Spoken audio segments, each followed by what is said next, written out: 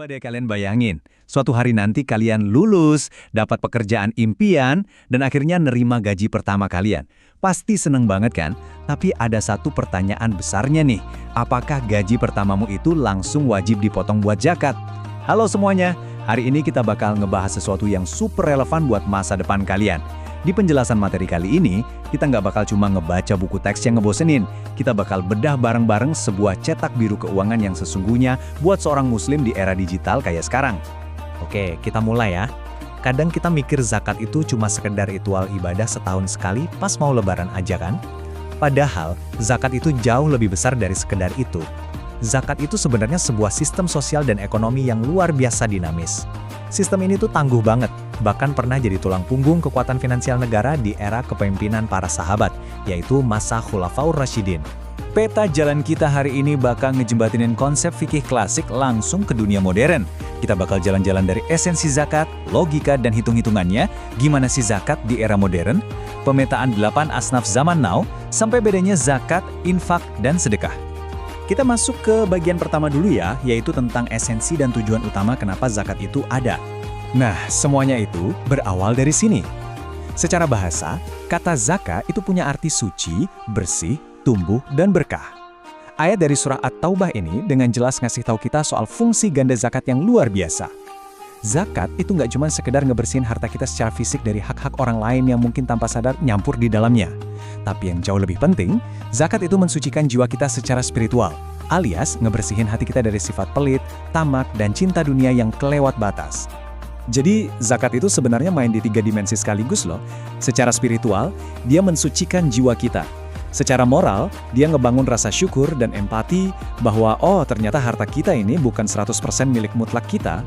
Dan secara sosial, nah ini yang paling berdampak, zakat adalah instrumen yang super efektif buat ngejembatanin jurang antara si kaya dan si miskin, dan pastinya memutus rantai kemiskinan di masyarakat. Sekarang kita lanjut ke bagian kedua. Ini yang biasanya sering bikin bingung, logika dan aritmetika zakat. Gimana sih cara ngitungnya? Fikih Islam itu ternyata ngatur sistemnya dengan sangat logis. Kapan sih kita benar-benar wajib bayar? Nah, kita harus pisahin 2 hal, syarat buat orangnya dan syarat buat hartanya. Muzaki atau si pembayar zakat, ya harus seorang muslim, merdeka, baligh, dan pastinya berakal sehat. Tapi menuhin syarat orang aja ternyata nggak cukup. Hartanya juga harus menuhin syarat, harus milik penuh, didapatnya pakai cara yang halal, dan yang paling krusial, hartanya harus mencapai nisab dan haul. 2 istilah fikih ini nih yang jadi pemicu utamanya. Kalau kalian paham 2 kata ini, dijamin kalian bakal langsung paham logika zakat. Nisab itu gampangnya adalah batas minimal kekayaan. Ibaratnya, kalau harta kalian belum menyentuh garis batas ini, ya kalian belum wajib zakat. Sedangkan haul itu adalah soal durasi waktu, yaitu ketika kalian udah nahan atau punya harta tersebut selama 1 tahun penuh. Terus, berapa persisnya garis batas atau nisab buat uang tabungan kita di zaman modern ini? Angka ajaibnya ada di nilai 85 gram emas murni. Jadi, kalau tabungan kalian udah setara sama harga 85 gram emas, dan uang itu anteng aja di rekening selama setahun, barulah kewajiban zakat kalian aktif. Biar kebayang, mari kita hitung pakai angka beneran. Misalnya, harga emas saat ini adalah 1,2 juta rupiah per gram. Berarti, batas nisab kita adalah 85 dikali 1,2 juta rupiah, ketemunya 102 juta rupiah. Nah, kalau kalian punya tabungan 150 juta rupiah yang ngendap selama setahun, apakah kalian wajib zakat? Jelas wajib dong, karena 150 juta itu kan di atas batas nisab yang 102 juta tadi. Terus berapa yang harus dibayar? Cukup 2,5% dari total tabungan kalian, yaitu Rp3.750.000 rupiah. Gimana? Sangat logis dan gak memberatkan sama sekali kan? Oke, kita masuk ke bagian ketiga ya. Gimana dong dengan zakat penghasilan di era modern kayak sekarang? Kalian harus tahu kalau fikih Islam itu hidup dan elastis. Zaman Nabi Muhammad dulu kan pastinya belum ada profesi kayak programmer, digital marketer, atau content creator. Terus gimana hukumnya? Ulama kontemporer ternyata pakai metode yang disebut qiyas atau analogi. Mereka sepakat kalau gaji dari profesi modern itu wajib dizakati, dan perhitungannya disamain kayak zakat pertanian. Dikeluarin pas panen, yang artinya buat kita sekarang ya pas kalian gajian. Ini tuh didasarin pada prinsip an-nama, alias pertumbuhan. Harta apapun yang punya potensi buat tumbuh dan nambah nilainya, itu otomatis jadi objek zakat. Jadi hari ini, zakat itu nggak cuma ngomongin soal unta atau gabah padi aja. Ini mencakup gaji bulanan kalian nanti, saham perusahaan, reksadana, sampai properti komersial yang disewakan. Keren kan? Lanjut ke bagian keempat.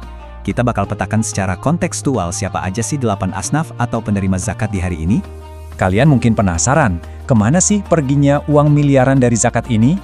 Sasarannya tuh udah dikunci rapat sama Al-Quran, tepatnya di surah At-Taubah ayat 60. Zakat hanya boleh dikasih ke 8 golongan asnaf ini. Fakir, miskin, amil, mu'alaf, rikob, gorimin, fisabilillah, dan ibnu sabil. Ingat ya, ngasih dana zakat ke siapapun di luar daftar ini bakal bikin zakat kalian jadi nggak sah. Coba kita terjemahin beberapa istilah klasik ini ke realitas zaman now. Ambil contoh, gorimin, atau orang yang berutang. Di era maraknya pinjaman online kayak sekarang, gorimin itu didefinisikan sebagai mereka yang terjerat utang semata-mata buat bertahan hidup. Misalnya buat beli beras, atau bayar tunggakan rumah sakit. Ingat ya, ini bukan buat nyelamatin orang yang ngutang cuma demi beli HP boba keluaran terbaru. Zakat hadir buat nyelamatin orang dari jebakan finansial yang mendesak. Contoh lain yang gak kalah keren itu fisabilillah, atau berjuang di jalan Allah. Kalau dulu, ini sering banget dikaitin sama perang fisik. Sekarang maknanya udah meluas banget loh.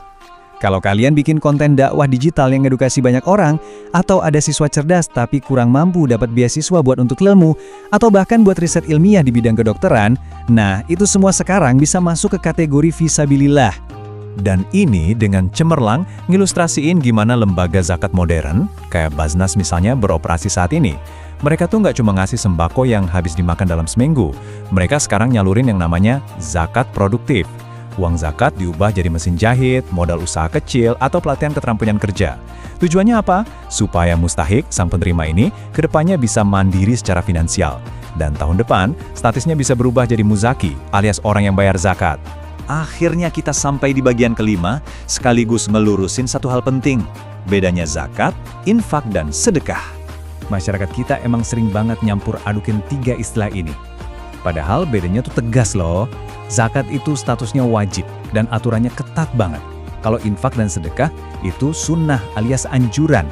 Dari bentuknya, zakat dan infak itu selalu berupa materi atau harta benda. Tapi sedekah itu nggak harus selalu pakai uang. Nyingkirin paku dari jalan atau sekedar ngasih senyuman yang tulus ke teman kalian, itu aja udah hitung sedekah.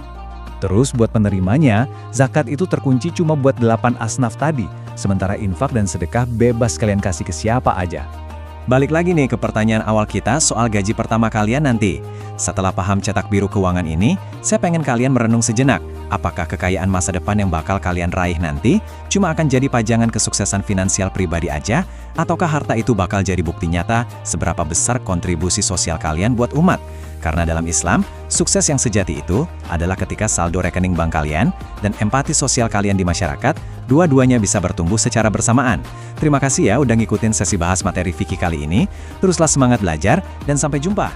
Rp50.000